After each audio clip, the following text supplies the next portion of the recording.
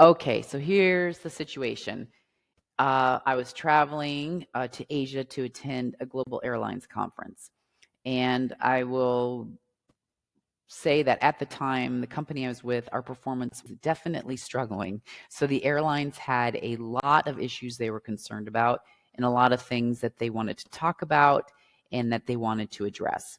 This was by means no, definitely not my first rodeo in terms of answering these questions and being in these types of conferences where I was asked to present and talk about what we were doing to address the issues.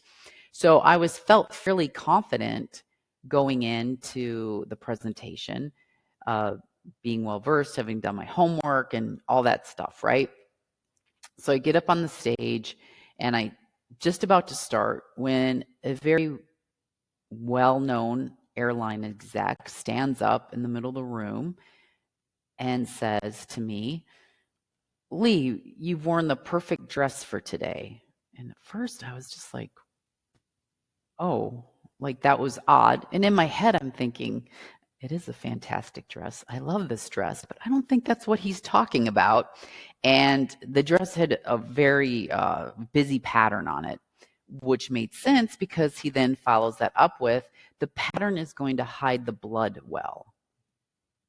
And I can tell you that I was prepared for lots of different questions and comments, but not that one. Definitely not that one. And nor was the room, because it was an awkward moment and you could kind of feel it in just the moment. And in that moment, I had a decision to make of how I handle that. And so I turned to him and said, "Wow, well, that's quite the introduction."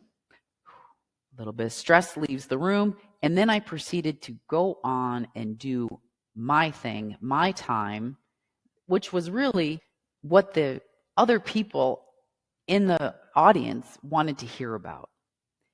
And it was in that moment that I was able to take something that could have gone horribly wrong and become really awkward and just kind of have that be a little tiny blip and move forward and have actually what ended up to be a great engaging discussion with really important people.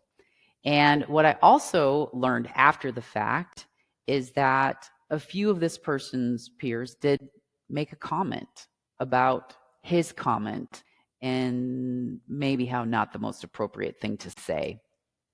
And what was really great for me personally was the fact that I didn't get that. You know, when something like, oh crap is happening, you can get that adrenaline spike, the anxiety, the nerves. It was crazy because in that moment, it just was calm.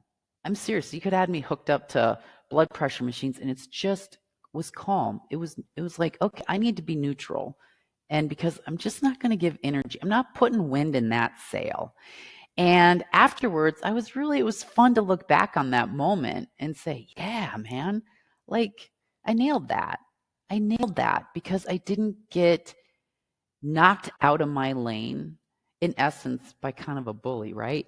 I didn't get knocked out of my lane and I was able to stay the course. And I didn't have this big energy drain or anxiety fizzle. It was just kind of like, I'm just going to do my thing because that's what I'm here to do.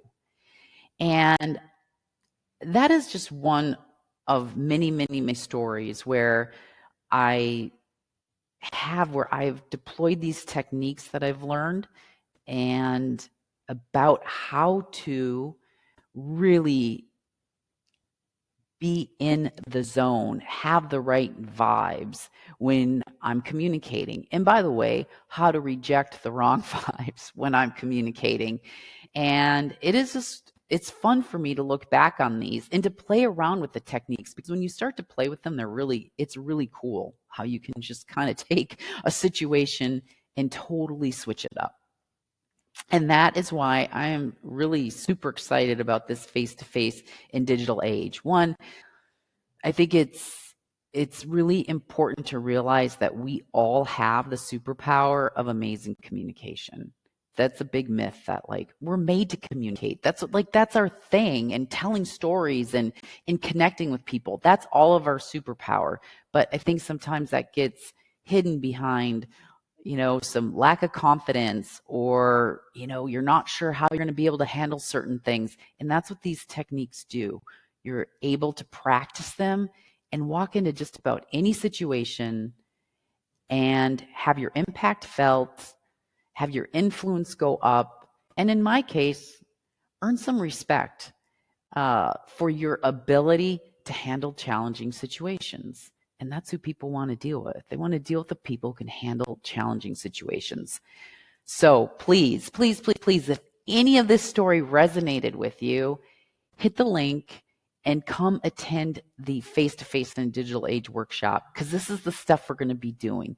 I'm going to teach you how I was able to just kind of stay in my lane in a really hostile situation. And I'm going to keep the stories coming because there's so many good ones, so many fun ones and positive ones and more bullies and lots of stuff like that. So keep listening, keep watching, and sign up for the workshop.